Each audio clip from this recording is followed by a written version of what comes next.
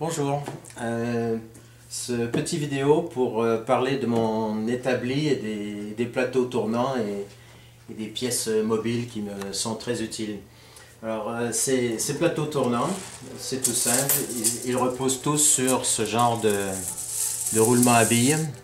Donc c'est quelques centaines de billes qui sont pris entre deux plateaux d'acier et on peut les fixer par des vis pour les parties du haut et la partie du bas.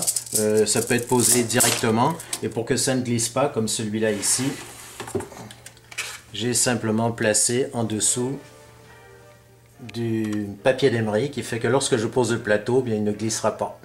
Donc c'est tout simple, le papier d'émery est collé. Donc voilà. Alors,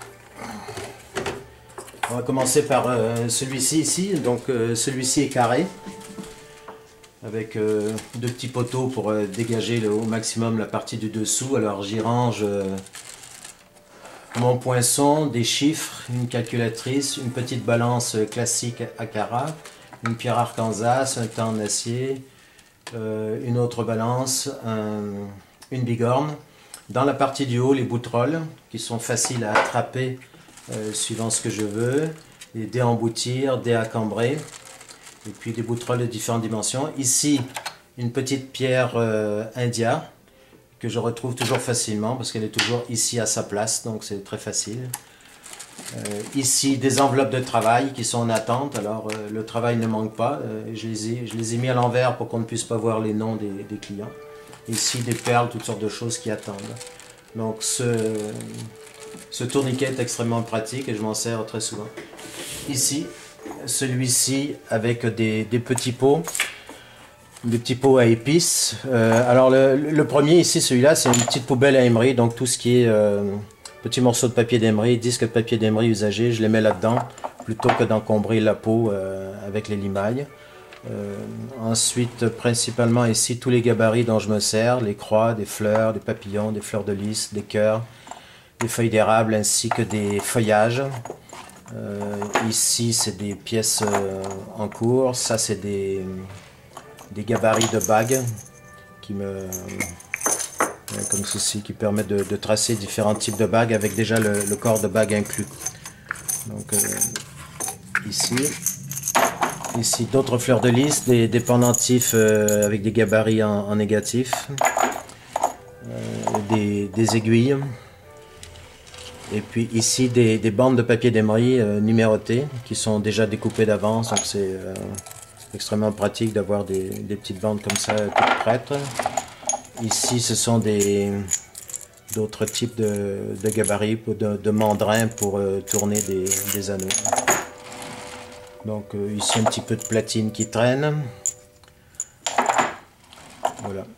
Donc ensuite, ce fameux plateau du milieu, je l'ai compté hier parce que j'ai tout nettoyé, il contient 444 trous qui me permettent de mettre les cotons pour faire le polissage final, l'avivage des petites pièces. Ici, les seuls disques de caoutchouc avec émery dont je me sers, les autres je les aime pas du tout, donc ça me sert à l'occasion. Ici, c'est des disques de carborundum qui servent à couper de l'acier, des pièces comme ça. Ici, des petits porte-mandrins avec des disques de papier d'émery que je découpe au compas. Et ensuite, tout un tas de fraises, les fraises, des fraises cylindriques qui permettent de fraiser les sertissures, avec de très très petites pour aller dans les coins des fraises, des sertissures carrées par exemple. Ici, les disques de feutre de dureté moyenne qui sert à polir, toujours taillé en biseau. Alors quand j'explique en biseau, c'est comme ceci. C'est extrêmement pratique, on polit en biais et on a un résultat fantastique. Ensuite, des fraises flammes dont je me sers relativement souvent, surtout pour sertir les diamants. Et les fraises boules à l'occasion, mais pour le sertissage, j'aime beaucoup moins.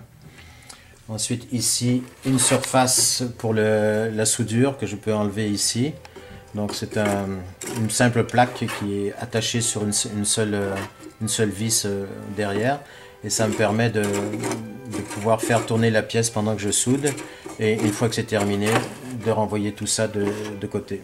Ça c'est le fameux collabore dans sa bouteille avec le pinceau et au bout du pinceau l'aiguille qui me sert de petite pointe à feu pour certaines opérations. Ensuite ici le dérocher.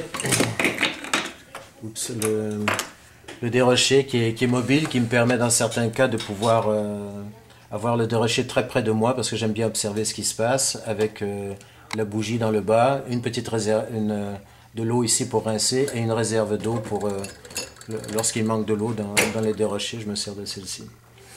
Et puis accroché avec plein de clous, compas, loupe, équerre à chapeau et les Bruxelles qui souvent je mets ici ainsi que des stylos. Alors tout ça c'est très pratique, vous remarquerez que j'utilise beaucoup les clous.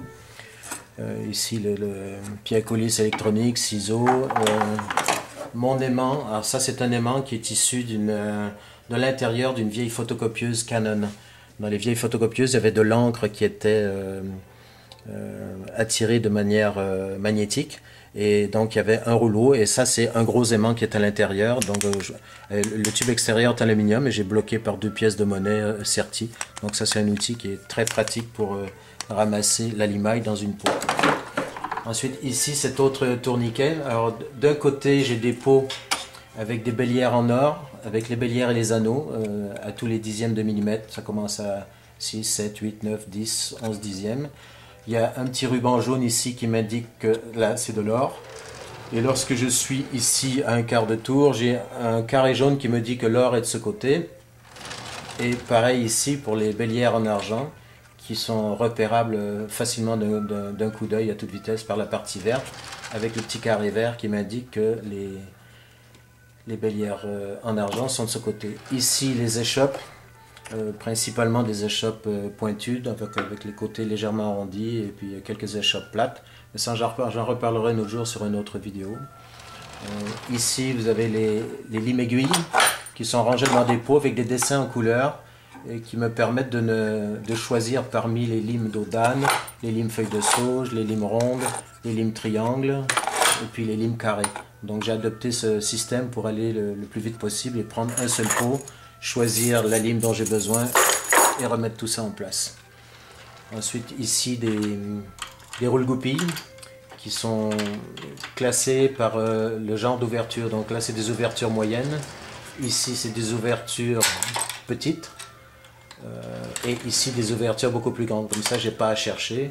Ici les bâtons de sertisseur avec un trou en dessous, ce qui fait que je peux les remettre tout simplement accrochés dans un clou, tout comme mon marteau ici. Mon marteau de bijoutier, il a un trou en dessous et je le remets ici en place. Là, j'accroche mon palmer qui est au centième de millimètre. Et ici, la cisaille de l'école d'ailleurs, que j'ai eu en 71. Mon fameux chalumeau tout simple. Ici, des rubans, des cabrons de différentes grains au point de vue emery. Et ici encore une série de pots, j'ai calculé tout à l'heure, il y en a un petit peu moins d'une centaine. Tous ces pots, vous voyez ici du cuivre qui vient du comptoir Lyon-Allemand à Paris, du cuivre parfaitement pur pour faire du 18 carats. Et puis différentes fournitures, les fameux disques de caoutchouc de tout à l'heure. Ensuite des anneaux ressorts, des systèmes pour boucles d'oreilles, des choses comme ça qui sont plus ou moins bien rangées. Alors le dernier tourniquet, peut-être le plus important, c'est celui qui me permet de garantir une sécurité lorsque je travaille. Par exemple, ici ce sont du travail qui est en cours. Là, c'est une topaz bleue que je suis en train de monter en pendentif. Il y a quelques diamants qui traînent. Alors ici, c'est du travail en cours. Alors ces plateaux, ils ont la caractéristique, alors ils sont fabriqués avec du tube de plexiglas. On peut en faire des petits ou des plus grands comme ceci. Alors il suffit de découper avec une scie de bijoutier, de découper un petit bout de contreplaqué et de rentrer à serre à l'intérieur comme ceci.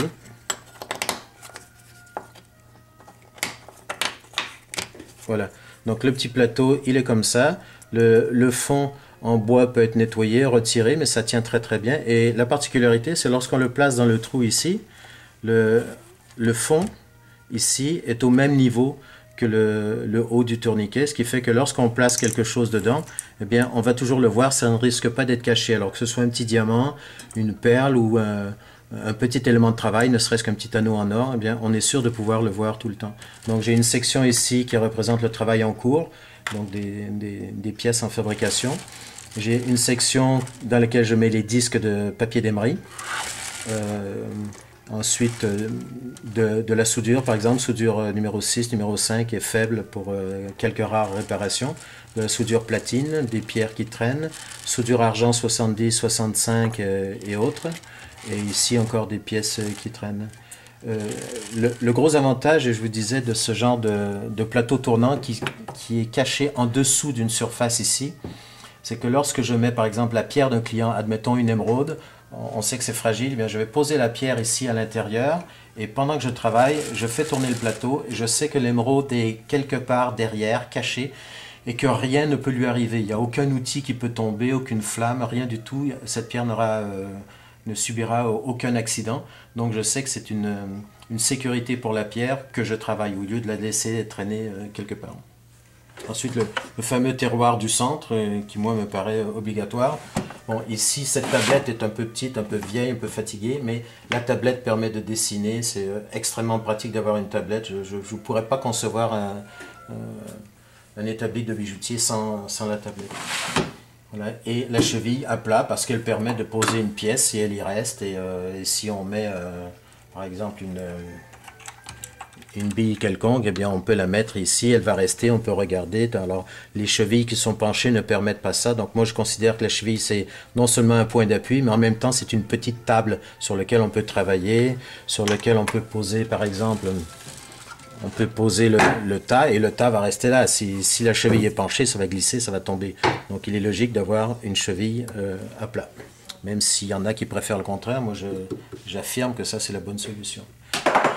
Voilà, alors, bon, ça c'est un petit dessin que j'avais préparé pour faire comprendre la question du plexiglas. Alors, envers le plexiglas, le bois qui rentre à serre dans un tube, donc il suffit d'acheter du tube de plexiglas, de le couper en sections parallèles et de le mettre dans un creux qu'on a fait en bois. Cette partie en bois elle peut être faite d'une seule pièce, mais on pourrait aussi imaginer la faire en deux parties. Donc la première percée et coller la deuxième en dessous pour au final se trouver avec une seule largeur.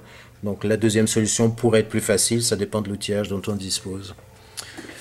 Voilà, pour cette fois c'est tout. J'espère faire beaucoup d'autres vidéos dans les semaines et mois à venir parce qu'il y a quelques mois ils ont un peu ralenti les vidéos, mais il y a tellement de choses à dire que je crois que ça vaudrait la peine d'en faire beaucoup d'autres. Alors je vous salue, je vous souhaite une très très bonne journée, du bon travail.